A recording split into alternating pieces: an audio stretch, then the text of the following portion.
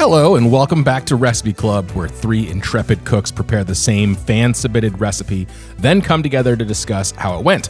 Today, your hosts David Chang and Chris Ying are joined by our friend, journalist Gustavo Arellano, who's guiding us on a deep-fried, labor-intensive, loosely Cinco de Mayo themed journey into the heart of ASADO de Boda. Of course, they're going to invite the Mexican on Cinco de Mayo because why not? Hi, I'm Gustavo Arellano, columnist for the Los Angeles Times, host of the podcast and author of Taco USA, How Mexican Food Conquered America.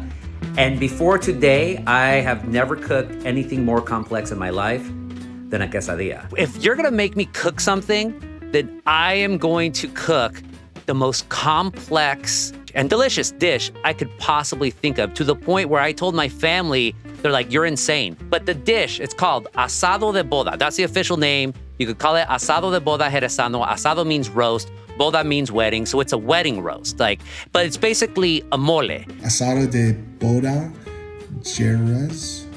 Jerezano. My Spanish pronunciation, so bad. You're doing great, Dave. Anyway, here's how the asado gets made. First, you fry pork shoulder in lard, then fry two types of chilies, then fry these bolillo rolls, blend the bread and chilies with water, then simmer with orange peel, piloncillo, bay leaves, and Mexican chocolate. This is the best Mexican chocolate of all time, Fervi from Jerez, Zacatecas. The man on the right is my great-grandfather, mi papa Sabas. The woman on the left is not my great-grandmother. This recipe has 14 steps, and I count no fewer than 400 different pots and pans and bowls, Gustavo. It also serves 32. Not until you get to step 11 do you reveal, Gustavo, master of suspense, that this creates 2 gallons of chili puree. Here's the thing.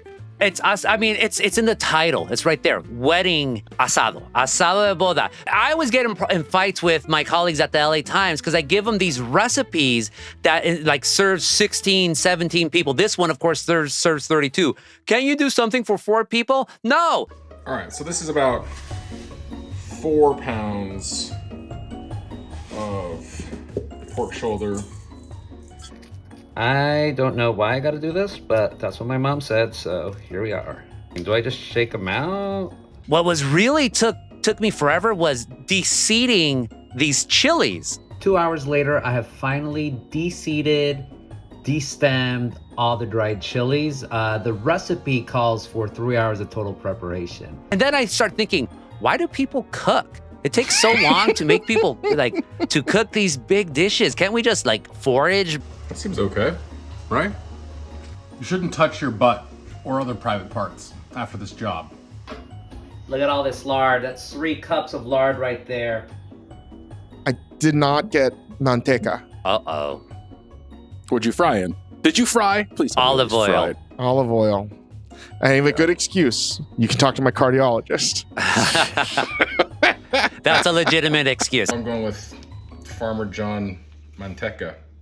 All right, let's fry this stuff. Oh my God, it smelled so horrible. Uh-oh. Oh, Farmer John, it stink, man. I was so worried, but if you can't get it, I think Dave's right. By the time you've fried all that pork, it's basically lard in that pot anyway. I cook pork butt all the time, and I've done it in a variety of ways. I knew that if I cut it into chunks and I probably put a couple inches of oil, I would be able to then extract a lot of that oil as it goes. Whatever I had in there, I knew that was what I was going to ride with for the entire recipe. Same. Right? Yeah. I also knew that a lot of fat was going to be extracted from the pork butt as well. And it starts to break down and starts to reduce in size. So it reduced in volume probably about half. And about an hour total, and it starts to get very golden brown. What a shortcut to eating extremely delicious pork. God, I know. Just stop it right there. That pork is so good. It was super salty and just chewy enough. When it's boiling like that, super angry, that's when you know it's time to start taking it out. But so far, I've only scalded myself twice, so we're good. All right, I'm going to pull this out. This looks amazing. Look at this. This is pretty good. I took one out. I'm just going to taste it to see if at least I got the pork. Then I tasted the pork. I'm like, oh my God. That is perfect flavoring right there. This is the pork. It's what the is going on? I'm a chef. I could be a chef. Wow. But of course, there were still more steps to go. Once you fry all the pork, big pot, you gotta put all the lard in.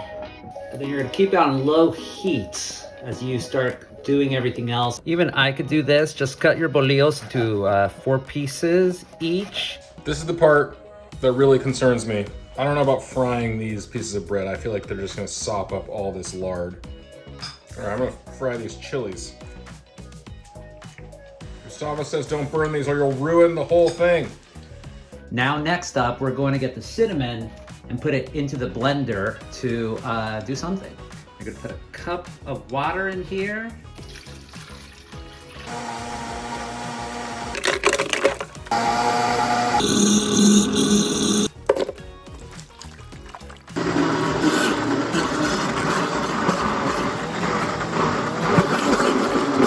This is my puree.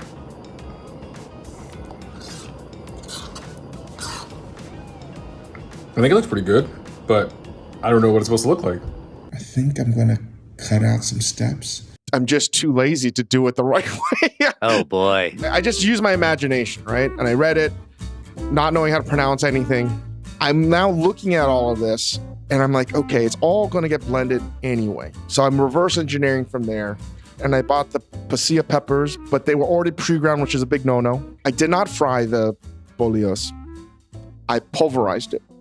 If I was doing this in a restaurant, this is how I would do it as well. I would get a blender, I would blitz everything, and I'd cook it like a Tuscan sofrito. All right, I'm just gonna dump this pork right in here.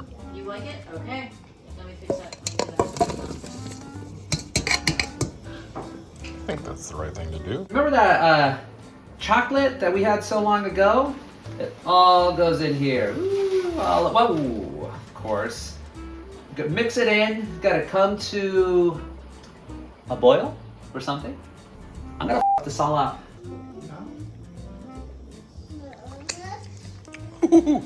Here's the ASADO de Boda in all of its glory.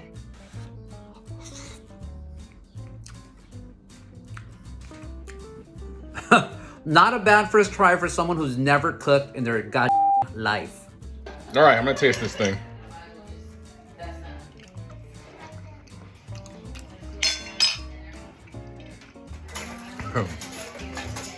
I can't believe I made that. That's insane. I'm talking to the internet, Mom. This is crazy. I'm talking to the internet. Hi, internet. You gone crazy. Can you guys leave me alone? What I love most about this dish is that it's a juxtaposition of all these super humble ingredients. Tough cut of pork, stale bread. You take all of these humble ingredients and you transform it through alchemy into something that tastes extremely luxurious and rich and decadent.